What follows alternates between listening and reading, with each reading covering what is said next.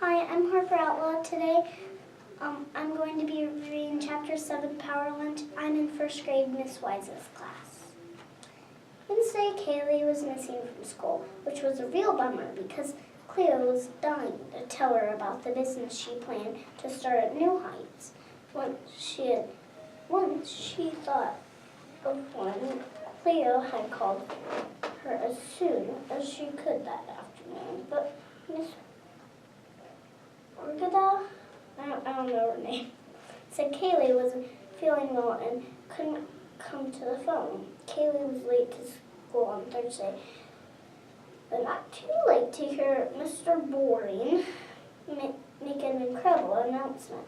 They would not be doing the useful 5th grade family tree project. Cleo couldn't believe it. Mr. Boring had just become her favorite teacher ever.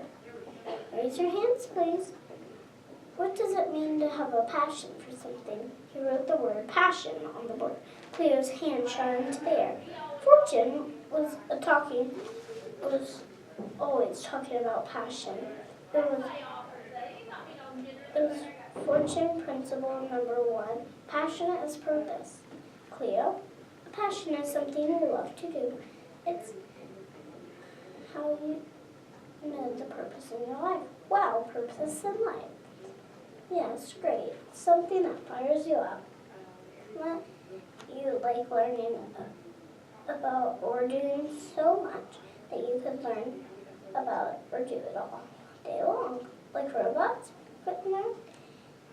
He'd been known around school as the computer head Clinton ever since he coded his own software in 4th grade. Sure, robots could be a person's passion. My mom says hers is chocolate. Cold, I guess, said. That could be dangerous, a dangerous one, but yes, for some people I suppose food is a passion. He looked around the room. What about you? What's your passion? Cleo's mind was rolling. Nothing wrong with family trees, but I've got to make sure I don't live up to my boring name.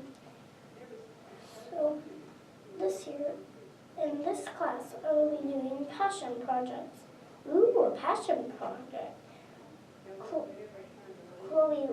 Cleo loved the sound of that. This is your assignment. Ugh, there it was again, that word.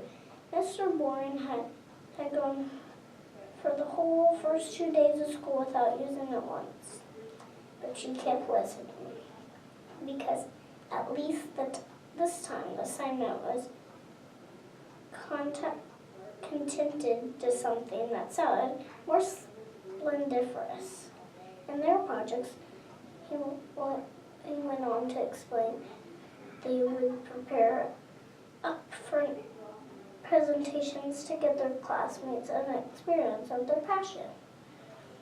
She couldn't believe how perfect this was. Of course, she would make the focus of her project the business that she had planned to start at the school. She straightened her name on her desk. Cleo.Chapter Edson Oliver, CEO, was going to rock this assignment. All she needed now was a business idea. Mr. Boring asked them to get out their journals, spend a few minutes listing their passions. After that, they would choose one and spend a few more minutes writing about that particular passion. Then they were brainstorming. He said Cleo could brainstorm later. Right then, she needed to tell Kaylee her future coup, her plan. She quietly ripped a page out of her journal and wrote, Cleo.Chapter Enterprises Inc. is expanding into the school market. I need a new business idea. Maybe your fantastic haircuts and the coup, which of course needs to be you. thinks you are the most organized person in the whole entire world. My aunt might be an FF. Will you, pretty please? Here's our future success. XO, Cleo. P.S. I climbed to the top of our house the other day. It was awesome. I shouted your name, but I don't think you were home. Mom was mad. Thankfully, she didn't ground me from TV because Fortune was amazing as usual. I've got to find a way to get her to get on her show. She folded the paper about 16 times on her way to sharpen her pencil. She quickly dropped the note into Kaylee's lap. She watched from her place in the line behind the computer hid button. Kaylee read the note. Then turned over the paper and scribbled a reply. On Cleo's way back to her seat, they did another handoff. Fortunately, Mr. Bourne was too busy asking Micah to stop singing to notice. She slipped into her chair, waited for her teacher to go back to his room, and read Kaylee's response. Of course, I want to do it with you. I don't have any business ideas. Are you going to get on Fortune's show? Your BFF, Kaylee. P.S. My clips kind of take a long time to make. P.S.S. What's a Q? She was happy that Kaylee Orgada, I still don't know that last name, was her friend. She found everything about her completely adorable, including the fact that she thought PSS was the correct way to spell it, the second PS. Cleo would convince Kaylee about selling her clips. Eventually, she could make a paintbrush and a Evidently, if she could make a paintbrush and a palette, she could make anything. They would personalize them based on the people's interests and hobbies. Done and done. In the lunchroom, Cleo tried to avoid seeing Lexi Lewis, but she was hard not to notice in her spangled striped hoodie. As Cleo passed Lexi's class table, Lexi said something about modeling shoot after school in a super loud voice. Cleo barely noticed her mind was on more important matters. Coming up with a new business, she and Kaylee sat across from Tessa and Steffi. Tessa greeted him with a big grin. Steffi and I are doing some gymnastics at recess. Welcome. We can show you front handsprings, Steffi said. We learned how this summer. Cleo shook her head. Thanks. But Kaylee and I have an important meeting. We do? Kaylee's forehead wrinkled. For Cleo.Chapter Enterprises, Inc. Okay, she shrugged. I guess I'm busy. Maybe tomorrow. Tessa had been on her Tessa's big front teeth made Cleo think of a rabbit, which made her think of the carrots she wanted to trade. She scanned Tessa's line, spread it out in front of her. Well, lunch it was. Mac and cheese, mandarin and oranges, a plain pack, pudding. Cleo loved pudding. And it was chocolate, her favorite. The carrots, even with ranch dressing, wouldn't be enough to get pudding. She'd have to throw in at least one sandwich cookie. She tried anyway. Hey, Tess. I'll trade carrots and ranch dressing for your pudding. Tessa shook her head. Cleo expected her no way, to hear no way. Instead, Tessa said, I can't eat carrots. You can't eat carrots? Cleo wasn't a big carrot fan herself. I never have heard anyone having a carrot allergy. She means you can't eat carrots right now. Steffi said, your canine's loose. Huh? Cleo was sincerely confused. Your dog got away and you can't eat carrots? Everyone laughed, even Kaylee. Cleo chuckled a little, just so she wouldn't be the only one not laughing. Not her dog, goofball, Steffi said. Her tooth. Cleo forced a little layer out of her mouth. Puh. Like, duh. And I knew that. Yeah, I was just making a joke. She forced to laugh, and she got serious again. Why don't you just use the other side? They're loose on both sides, Tessa said. I'm afraid of them coming out. It's not going to hurt. No wonder. The lunch foods were all so soft. I keep telling them it's got to come out eventually, Steffi said.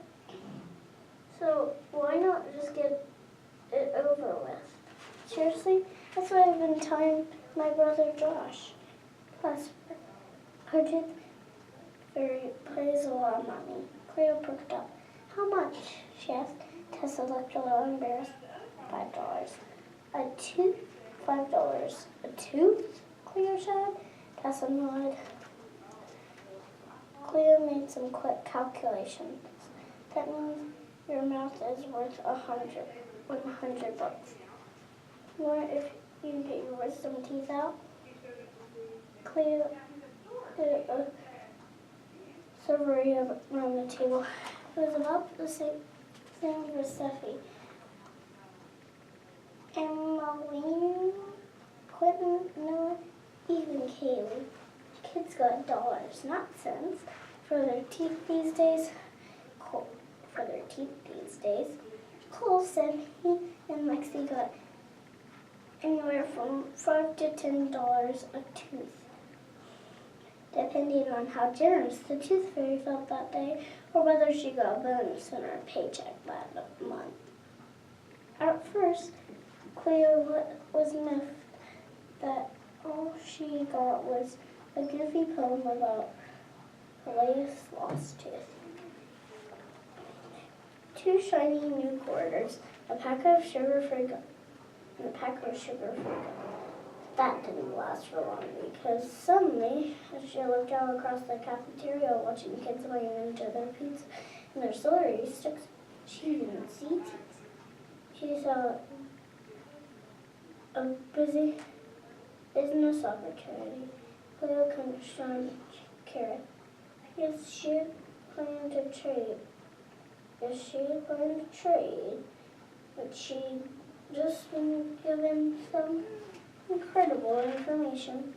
This was big, way bigger than carrot sticks. It would be her multi-millionaire, but Ray made onions also set all around her. She got her next business idea. At recess, Cleo and Kaylee ran to their spot on the grassy hillside. Now I called to order the first official excuse of name Cleo Parada Enterprises Inc. Cleo opened her notebook. Agenda item number 1. She planned to launch right into her business proposal, but Kaylee was staring out at the field, not paying attention at all. Earth the jelly, come in, jelly. Oh, sorry, did you say something? Not really, not yet. Just starting on me. She paused. She was dying to get her latest business idea. Why weren't you at school yesterday? I tried to call you. Is something wrong? Kaylee shrugged. She picked up the dresser under her shoes. Just my dad. Of course. What a dumb question. Well, that wasn't only Kaylee's fault. Mr. Orgada had left his family 4 months ago. You could parent just walk out like that. You could come back. She doesn't sound very convincing, even to herself. Kaylee picked the quiver and flopped onto her back. Okay, maybe you're right. But so, I think we need to make it work. So, are you with me? No. Come on, KK. Cleo shook Kaylee's arm. You've got to believe in yourself, Kaylee squinted. Her squished face made it look as if she had just tasted something rotten. Cleo jumped to her feet, putting Kaylee's up with her. As fortune principle number 3 says, she punched her fist in the air. That is more deadly than failure.